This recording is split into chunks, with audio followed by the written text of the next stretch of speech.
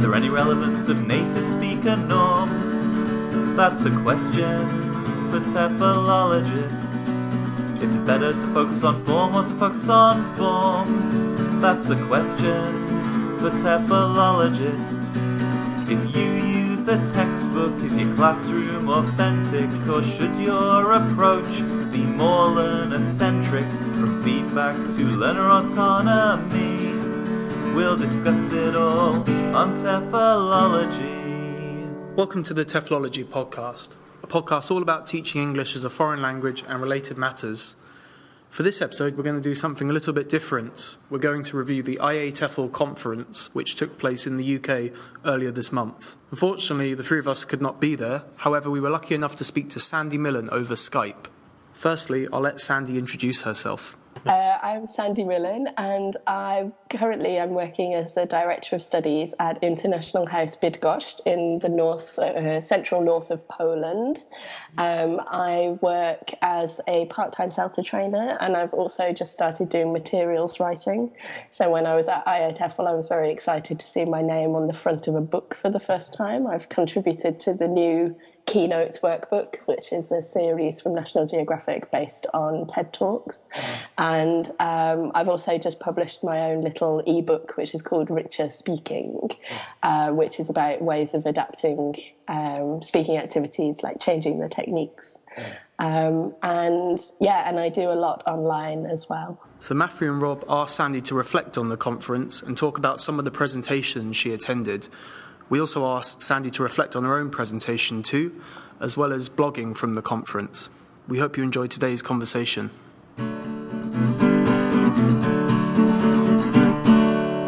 So, Sandy, first of all, thank you very much for talking to us. Thank you.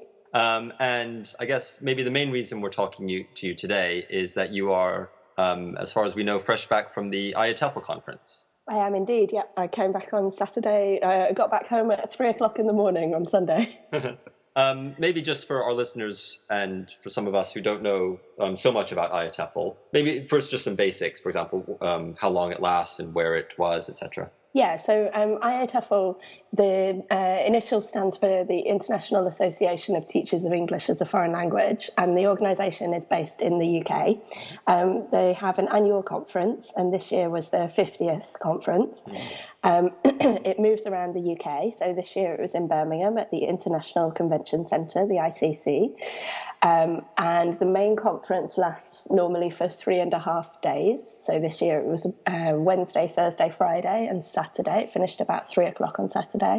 And then it also has pre-conference events, which are a whole day before the main conference. So they were on Tuesday this year. Mm-hmm. And there were about 3,000, there were over 3,000 people there this year, I think. So it's a pretty big conference. Did they do anything special for the 50th anniversary? They did, but unfortunately I didn't actually go to any of those things. I know that they had there's always a welcome ceremony the night before the conference starts, which involves the mayor of the local town, and so they had some celebratory things at that, and they also had during the week they had various things that were combining the 50th anniversary and the fact that today, in fact, when we're speaking, is the 400th anniversary of Shakespeare's death. So they were combining, there were lots of Shakespeare things happening as well as 50th anniversary things. Okay, great. And this presumably was not your first IATEFL? It was not. It was my 5th. It's the best the best week of my year every year. I love going. I'm a bit addicted to it now. Right. So how many plenary addresses were there? There were 1, 2, 3, 4, 5. And the last plenary, they're normally the first thing in the morning, but then the last one is always kind of an artist or a poet or something like that, which rounds off the conference on the Saturday afternoon. Right. So this year that was Jan Blake, who's a storyteller. Did you attend all of the plenaries? I went to all but one of them. Sometimes in the morning you just can't get up in time. Sure. No. So can you tell us a little about them, like who was presenting, what were they talking about, in the ones that you saw, obviously? Yeah, so David Crystal did the first plenary, and he's can't remember his title. He's the patron of IATEFL, I think, and he was talking about language change. He was talking about vocabulary, grammar, pronunciation change over time, so tying in with the theme of history. And he was introducing us to some of the new words that have come into English, and he was also predicting. He was talking about how English might develop in the future.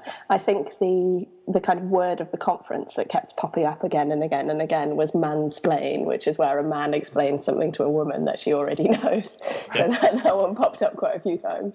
And then Scott Thornbury's plenary on the last morning, on Saturday morning, was about the history of ELT methodology. It was called 1966 and all that. So again, that tied back into the 50th anniversary conference. And he was looking at how methodology has changed and also not changed at the same time, how we're still doing a lot of the things that we were doing 50 years ago. And again, he was making predictions for the future. But I think the most striking, the most emotional plenary was the one that Savannah Richard Turn did on the Thursday morning.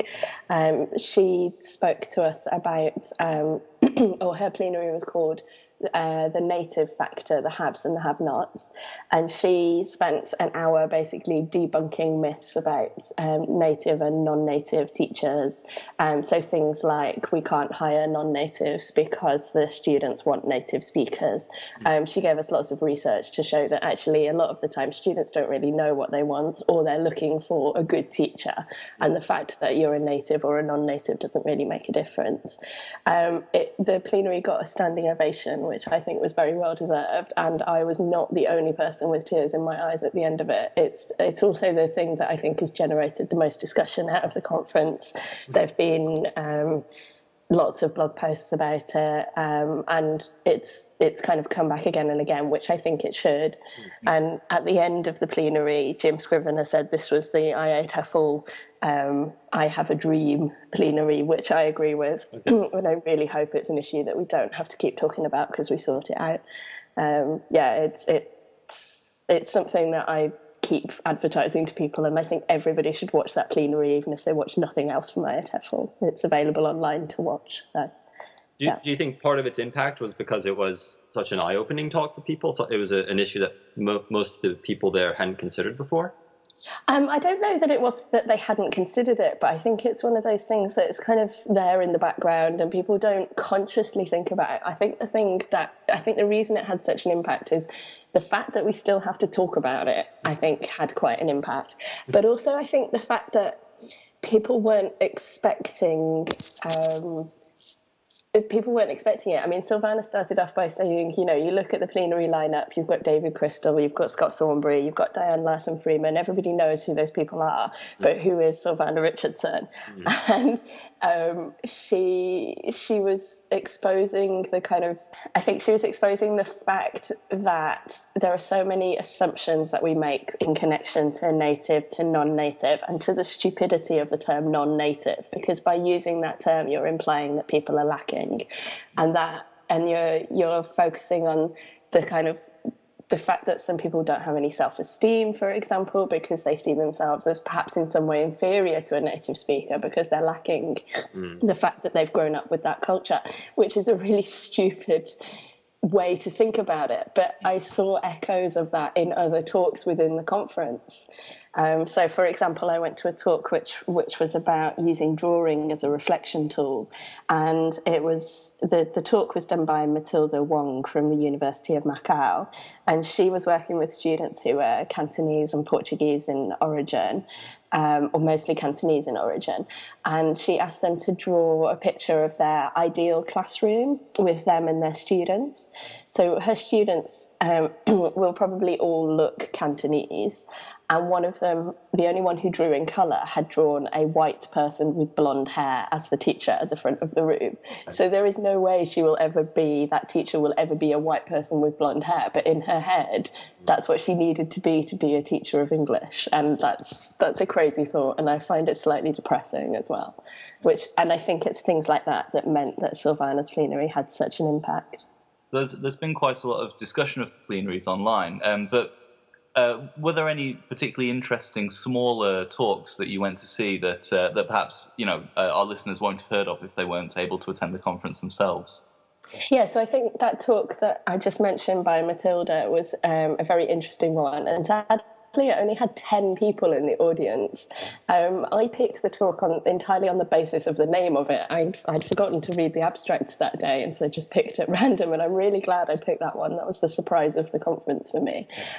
So she was working with secondary school, training secondary school teachers in Macau.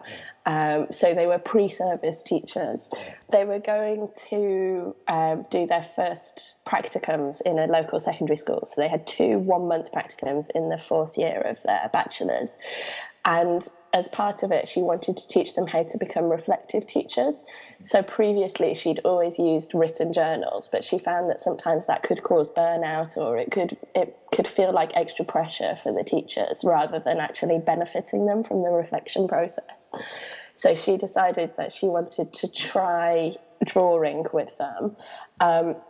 So before they went into the practicum, she got them to draw a picture of their classroom and annotate it with information about what the teacher's doing, what the teacher's saying, what kind of topics they're covering, things like that. And then when they came out of the practicum, when they finished their 2nd month, she asked them to look at their drawing again and evaluate it. So how closely did it match the classroom that they were in? Would they draw it differently now? What did it show them about their beliefs about what a teacher did and should do compared to what it was like in real life?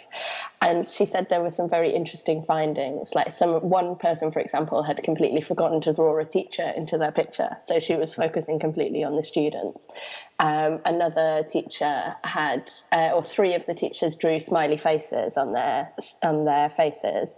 So that implied that they thought that a teacher should be friendly. I wasn't sure if it would work or not, but I did the same activity with my teachers in a workshop yesterday at school. So most of my teachers have been teaching for at least a year, and some of them for a lot longer.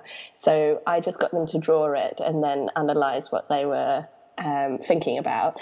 And it was very interesting that 3 of the teachers chose to draw a grammar lesson, focusing on the fact that they thought that the teachers should be doing grammar, and 2 or 3 of them chose to draw conversation lessons. And that really reflects what their focus is when they're in the classroom from talking to them at other times. So I think the drawing can show up things that you wouldn't see otherwise if you were trying to put it into words. So I think that was kind of the most outstanding talk for me. Oh, great. Nice. You were also a presenter at IATEFL this year? I was indeed. I talked about time management, because I do lots and lots of different things, and the main question I get is, how do you manage to do all of the things that you do? So it seemed to go down quite well, and quite a few people have contacted me to say, one of the tips that I had, for example, was having a weekly planner, so you can see at a glance everything you're doing in a week. And I tend to do everything on paper. Even though I'm quite a techie person, all of my planning is on paper. And quite a few people have said to me since the talk that they've gone back to using paper, and they're already finding that they're a bit more productive because of it. Okay. So there's a recording of the talk on my blog if people want to watch it. So you were an official blogger? Yes. Yeah. What did that involve, and how did you get to be one? So if you want to be an official blogger for IATEFL, you don't have to be at the conference at all. Anybody can apply to do that. So all I had to do was send an email before the conference, and they added me to a list once they'd checked out my blog, basically. I think they're just checking that you're a TEFL blogger and that you're not blogging about random things. And that then gives me permission to embed videos from the British Council coverage of the event into my blog. And then basically it's up to you. You can blog about whatever you want, however much you like. If you go onto the British Council coverage, there's a page that says registered bloggers, so you can see all of the people who've been blogging about the conference. And as I say, you don't have to be there to do it. Like, quite a few registered bloggers are just watching the online coverage and kind of putting in, writing comments about what they've seen in the videos of the talks in the same way that I do when I'm watching it live.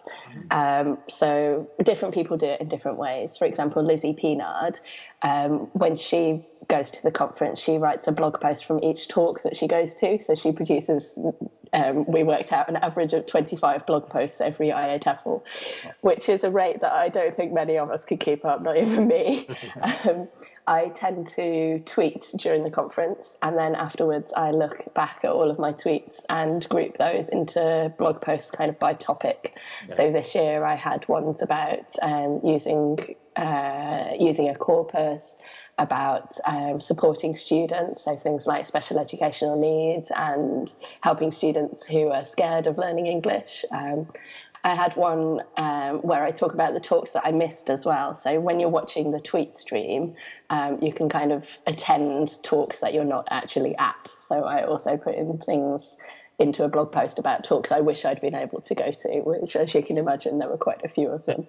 So that's the way that I choose to do the blogging. But people do it in many, many different ways. So I definitely recommend checking out the list of registered bloggers on the British Council page so you can see different people's perspectives of the conference. Why do you think there is this blogger system? Is it just to get different perspectives on the conference out there, or is there a special purpose for it? I think originally it is to get the different perspectives. It does mean that only people who are registered bloggers can embed the videos, and they ask you to put a badge onto your site. So I think it's also to get, cynically, to get traffic back to their website. But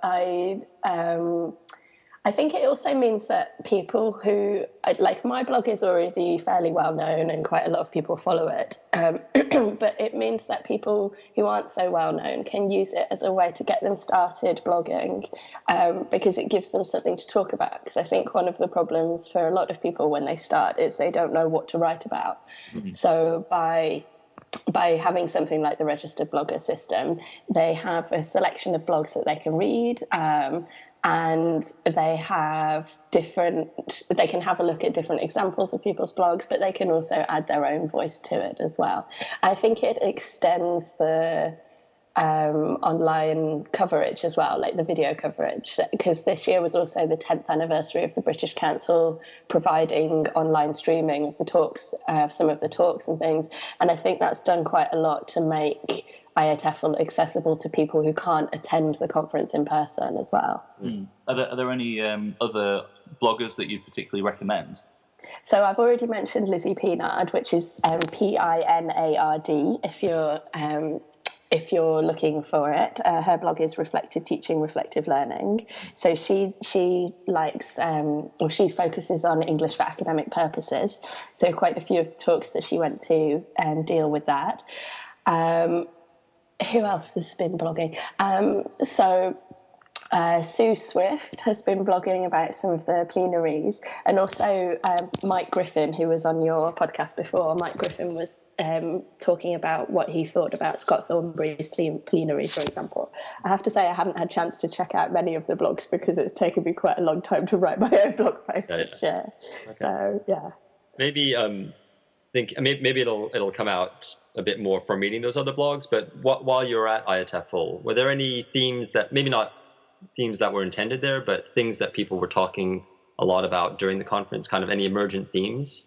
Well, I noticed when I was looking at the programme, so I guess maybe 3 or 4 years ago, people were complaining that there wasn't very much about listening or about special educational needs in the conference or in the programme, and this year that's definitely changed. There were a lot of talks about how to teach listening in different ways.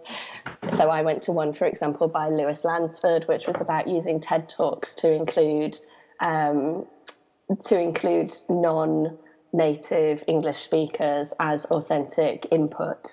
There was, as I say, there was also a much bigger focus on special educational needs, and IATEFL also have received a proposal for a new special interest group, which is called Inclusive Practice and Special Educational Needs.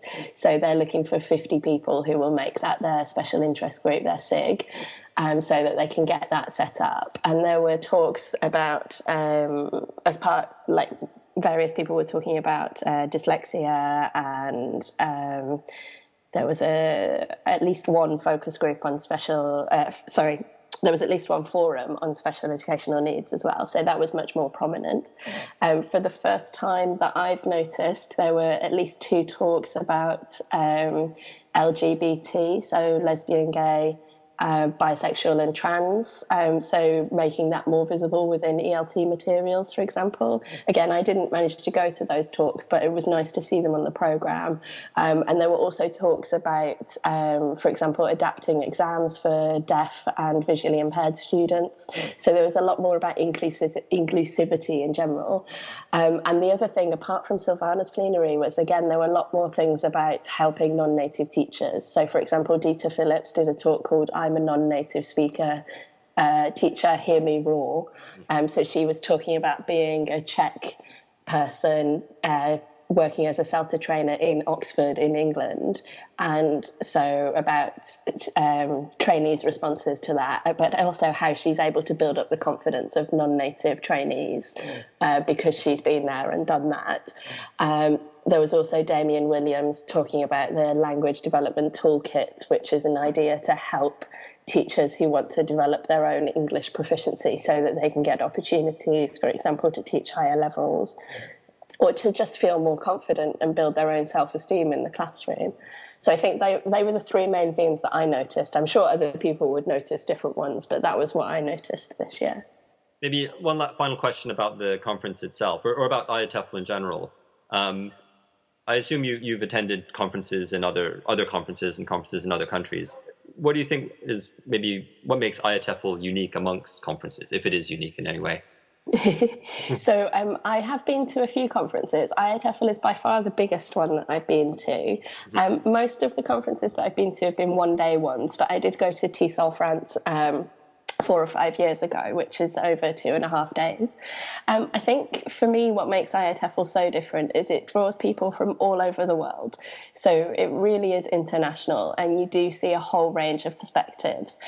One of the things that I felt was slightly lacking this year, which was a bit more prominent last year, was more of a focus on Africa, because there are quite a few IATEFL associates, which are local teaching associations, which are based in Africa, but they don't seem to be so prominent within the conference. Last year in 2015, there was an excellent plenary, for example, by Harry Kucha, who is from, I think, the Cameroon English Language Teachers Association. And so it was really nice to see that different perspective.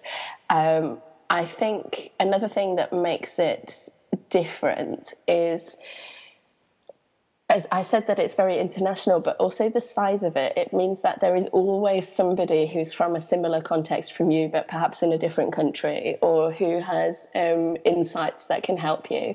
It's also, I think, an incredibly friendly conference, especially I think for the people who have some connections online before you go, it is incredibly hard to walk from one talk to another without bumping into at least one person who you know. And people are very welcoming. People are very, that's not to say that that doesn't happen at other conferences, but that's my general experience at IATEFL, that it's an incredibly friendly place. It's also incredibly intense because you start at 9 in the morning, and depending on if you go out in the evening, you might not finish. Some of my friends were finishing at 2 the next morning, getting 4 or 5 hours sleep and then starting again. So it's quite a tiring experience, but it's, as I say, it's the best week of my year every year. I absolutely love it. So I just wanted to ask, in Scott Thornbury's talk, he mentioned that only once the conference has been in another country, in France, I think. Do you think that in the future, I mean, a lot of our listeners are from, different countries around the world. Do you think in the future the conference might venture out into outside the 2 or 3 years ago, there was quite a lot of discussion online about why it was all in the UK, and ultimately it was because of logistics. So the reason, as far as I know, the reason that it's done in the UK is because the head office is in the UK. It's much easier for them to go and scout out conference venues and things being there, but it also means that they can support visa applications within the UK, and that as far as I know, the UK is open to visa applications from many, many more countries in a way that it might not be if the conference was in a different place. So it means that the head office can sponsor visa applications, as far as I know. So I think that's why it's always in the UK. So. Okay, great. Okay, I think we'll wrap things up there. Maybe just to finish, could you tell us where people would be able to find you online?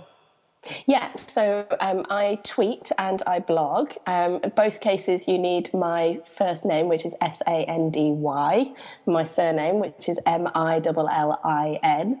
If you Google me like that, you'll find me. I'm all over the internet. But I tweet at Sandy Millin, and my blog is sandymillin.wordpress.com.